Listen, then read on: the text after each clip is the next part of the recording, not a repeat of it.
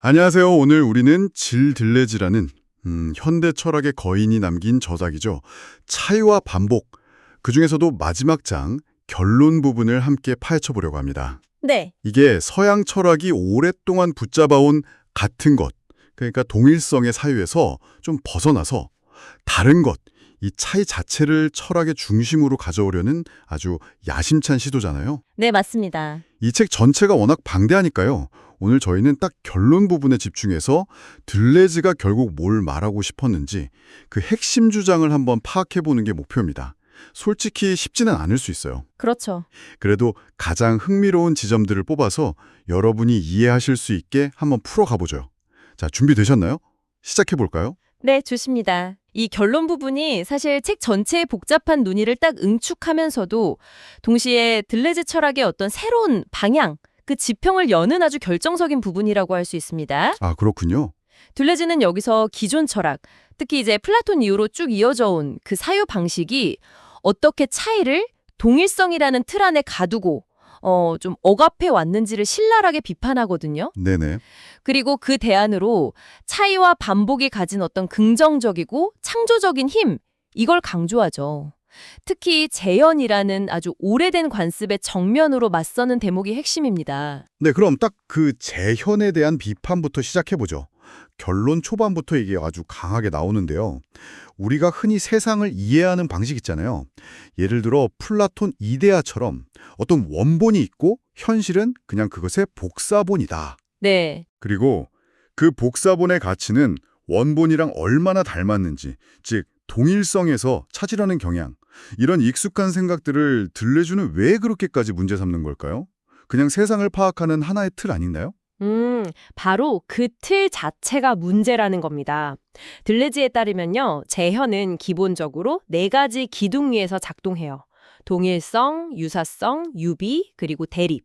아, 네 가지요? 네. 근데 이 네 가지 모두 결국에는 차이를 제대로 포착하는 데는 실패한다는 거예요. 오히려 차이를 이미 정해진 동일자의 기준으로 재단하고 길들이려고만 한다는 거죠.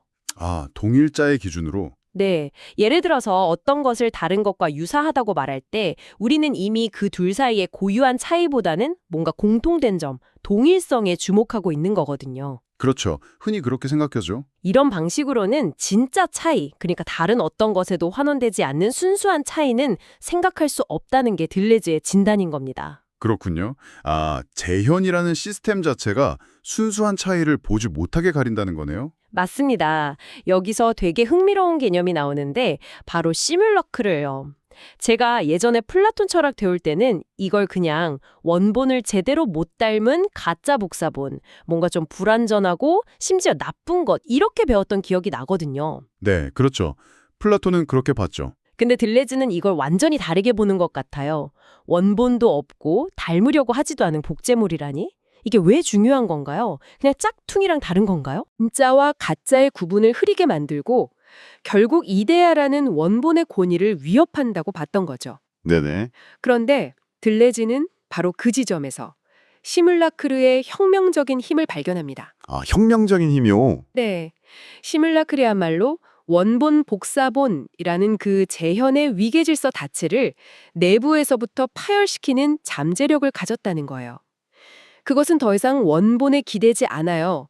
스스로 차이를 생산하고 자신의 존재를 긍정하죠. 스스로 차이를 생산한다? 네, 결국 들레즈에게 시뮬라크르는 단순한 가짜가 아니라 서양 철학의 아주 오랜 원본 중심주의를 뿌리부터 뒤흔드는 강력한 무기인 셈입니다.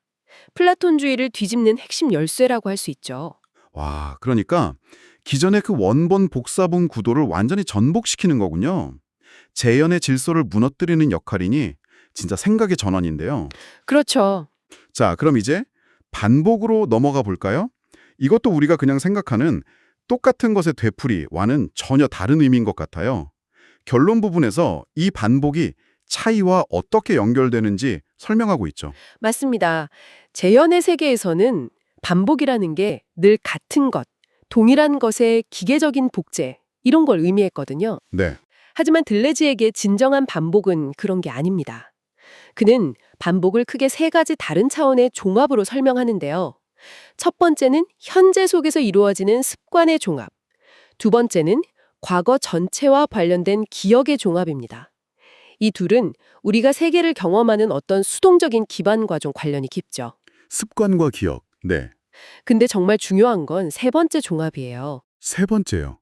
그게 혹시 그 영원 회귀, 니체의 개념으로 유명한 그거 맞죠? 네, 맞습니다. 영원 회귀, 이터널 리턴이죠. 니체는 이걸 가장 무거운 사상이라고 했던 것 같은데 사실 모든 게 영원히 똑같이 되돌아온다는 생각은 좀 숨막히게 들리기도 하잖아요. 들레즈는 이걸 쓰나요? 들레즈는 영원 회귀를 니체와는 상당히 다르게 해석합니다. 모든 것이 문자 그대로 그냥 똑같이 되돌아온다는 그런 숙명론이 아니에요. 오히려 선택과 긍정의 사유로 재창조합니다. 선택과 긍정이요? 네, 영원 회귀는 일종의 시험대 같은 거예요. 만약 이 순간이 영원히 반복된다면 너는 그것을 긍정할 수 있는가? 이 질문 앞에서 우리는 무엇이 진종으로 반복될 가치가 있는지를 선택하게 된다는 거죠. 그리고 둘레즈에 따르면 반복될 가치가 있는 것은 동일한 것이 아닙니다. 오직 차이 나는 것, 그리고 차이를 만들어내는 힘, 이것만이 회귀할 가치가 있다는 거예요. 차이 나는 것만이요? 네, 즉 영원 회귀라는 이 거대한 수레바퀴는 역설적으로 차이만을 걸러내서 회귀시킨다는 겁니다. 동일자는 결코 회귀하지 못해요. 이것은 존재와 생성에 대한 가장 강력한 긍정이고 더 나아가 차이를 적극적으로 선택하고 삶을 창조하라는 어떤 윤리적 명령이기도 합니다. 와, 영원 회귀가 차이만을 선택하고 긍정하는 사유라니. 이게 무거운 짐이 아니라 오히려 창조적인 힘이 된다는 거네요. 정말 매력적인 해석인데요. 그렇죠. 상당히 독창적이죠. 자, 이렇게 재현을 비판하고 반복을 새롭게 정의한 들레즈는 이제 차이가 실제로 어떻게 작동하는지 그 생성의 메커니즘을 보여줘야 했을 텐데요. 여기서 강도라는 저한테는 좀 생소한 개념이 중요하게 등장하는 것 같습니다. 우리가 보통 생각하는 크기, 넓이나 성질과는 다른 차원인 것 같네요. 그렇습니다. 재현적 사유는 세계를 측정 가능한 크기나 규정 가능한 성질로 나눠서 파악하려고 하죠. 예를 들면 길이 1m, 색깔은 파란색 이런 식으로요. 네, 그렇죠. 하지만 들레즈는 이런 것들이 나타나기 이전에 그것들을 가능하게 하는 더 근원적인 차원이 있다고 봅니다. 그게 바로 강도예요. 강도. 네, 강도는 그 자체로는 나눌 수가 없어요. 비유를 들자면 온도계의 눈금, 그 넓이 말고요. 우리가 피부로 직접 느끼는 그 뜨거움이나 차가움 자체 있죠. 그 강렬함. 네네. 그 느낌 자체요? 네, 그 강도적인 차이. 이게 먼저 존재하고 이것이 어떤 과정을 거쳐서 비로소 측정 가능한 온도나 구체적인 성질을 가진 상태로 현실화된다는 겁니다.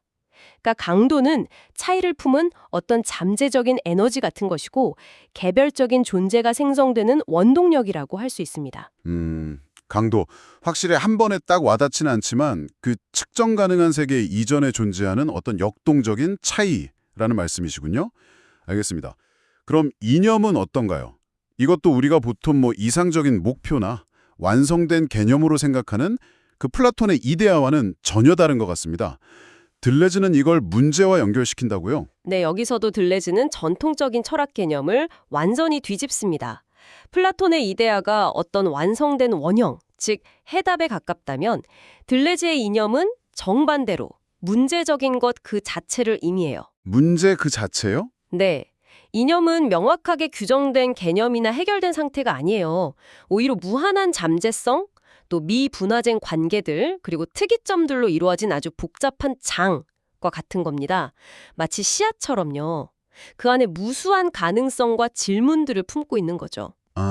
씨앗처럼? 따라서 철학의 역할은 주어진 정답을 찾는 게 아니라 이 문자적인 이념을 펼쳐내고 그 안에서 새로운 사유와 삶의 가능성을 탐색하는 것이 됩니다. 들레즈에게 이념은 완성된 청사진이 아니라 오히려 이런 질문을 던져볼 수 있지 않을까 하는 어떤 가능성의 덩어리 같은 거예요. 답이 아니라 새로운 생각을 촉발하는 질문 그 자체인 거죠. 문제 그 자체가 이념이라니 이것도 정말 생각의 틀을 깨는 발상이네요. 철학은 답을 찾는 게 아니라 문제를 제기하는 것이다. 이런 말이군요. 그렇죠. 그런 맥락이죠. 자, 그럼 이제 마지막 핵심 개념인 존재의 일회성, University of Being으로 가보겠습니다. 이게 이 결론 전체를 아우르는 어떤 최종적인 그림을 제공하는 것 같은데요. 이게 무슨 뜻이고 왜 중요한가요? 존재의 일회성은 말 그대로 존재, being이 하나의 목소리, 유니보컬로 말해진다는 뜻입니다. 하나의 목소리? 네.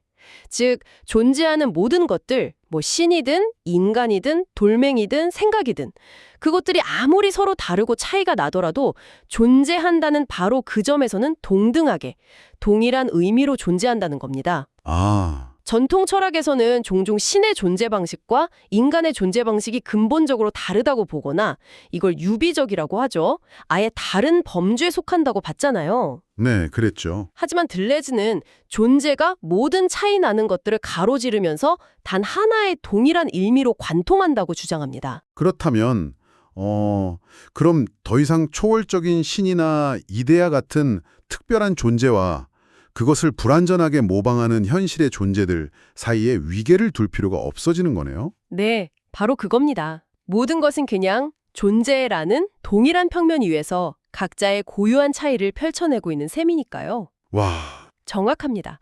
존재의 일회성은 모든 것을 하나의 내재적인 평면 위에 위치시켜요. 더 이상 초월적인 기준이나 원본은 없어요. 존재 자체가 차이를 생산하고 표현하는 끊임없는 운동인 거죠. 모든 존재자는 존재라는 이 하나의 목소리 안에서 자신만의 고유한 차이를 노래하는 것입니다. 존재는 이 모든 차이들을 포용하면서도 결국 그것들을 동일성으로 환원시키지 않아요. 오히려 그 무수한 차이를 통해서 자신을 드러내는 것이죠. 이것이 바로 들레즈가 구축하려는 차이의 철학의 궁극적인 토대라고 할 수 있습니다. 자, 그럼 이 모든 논의를 종합해 볼 때 들레즈가 차이와 반복의 결론에서 우리에게 궁극적으로 던지는 메시지 뭐라고 정리할 수 있을까요? 핵심은 이거라고 봅니다. 동일성의 사유, 즉 재현이라는 감옥에서 벗어나서 차이 그 자체를 궁정하고 반복을 창조의 원리로 삼으라는 아주 강력한 촉구죠. 네. 이미 주어진 틀이나 정답에 안주하지 말고 끊임없이 차이를 생성하고 또 생성되는 그런 강도적이고 문제적인 세계 속에서 사유하고 살아가라는 겁니다. 들레즈는 우리에게 고정된 실체가 아니라 끊임없는 생성, 비코밍으로서의 세계와 자신을 받아들이고 그 속에서 창조적인 가능성을 탐색하라고 말하고 있는 거죠. 이것이 바로 이 책 전체, 그리고 특히 이 결론 부분에 응축된 들레즈 철학의 심장이라고 할 수 있겠습니다. 네, 오늘은 들레즈의 차이와 반복, 결론 부분을 따라가면서 재현 비판에서 시뮬라크르, 반복의 새로운 의미와 영원 회귀, 그리고 강도, 이념, 존재의 일회성까지. 와, 정말 숨가쁘리 달려왔습니다. 네, 정말 많은 내용을 다뤘네요. 정말 밀도 높은 지적 탐험이었어요. 들레즈가 왜 현대 철학에 그토록 큰 영향을 미쳤는지 조금이나마 실감하게 되는 것 같습니다. 맞습니다. 이 결론은 단순 요약을 넘어서서 들레즈 철학 전체를 관통하는 그 문제의식, 즉 어떻게 하면 동일성이 아닌 차이를 사유의 중심에 놓을 수 있을까 하는 그 고민의 결정체를 보여주는 것 같아요. 결과보다는 과정을, 해결책보다는 문제를, 그리고 정적인 상태보다는 역동적인 생성을 사유하려는 그의 철학적 태도가 정말 고스란히 담겨 있죠. 오늘 이 이야기를 들으신 여러분에게는 어떤 부분이 가장 인상 깊으셨나요? 어쩌면 우리가 너무나 당연하게 여겼던 같음과 다름에 대한 생각이 조금은 흔들렸을지도 모르겠습니다. 모든 것이 명확하게 구분되고 예측 가능한 세계 대신에 끊임없이 차이가 넘실대는 예측 불가능한 세계를 마주하는 것, 이게 처음에는 좀 불안할 수도 있겠죠. 그럴 수 있죠. 하지만 동시에 바로 그 예측 불가능성 속에 새로운 자유와 창조의 가능성이 숨어 있는 건 아닐까요? 마지막으로 이런 질문을 던지면서 마무리할까 합니다. 만약 들레즈의 말처럼 세계가 동일성의 재현이 아니라 끊임없는 차이와 반복의 생성이라면 우리 각자의 삶과 생각은 어떻게 달라져야 할까요? 정해진 길, 익숙한 습관, 남들이 만들어 놓은 기준에서 벗어나서 매 순간 나만의 차이를 만들어내고 그것을 긍정하며 살아간다는 것은 과연 어떤 모습일까요? 이 질문을 마음속에 품고 한번 곱씹어 보시는 것도 흥미로운 사유의 연장이 되지 않을까 싶습니다. 네, 정말 깊은 질문이네요. 오늘 이 깊은 사유의 여정에 함께해 주셔서 감사합니다. 다음 시간에 또 다른 흥미로운 지식의 세계로 여러분을 안내하겠습니다.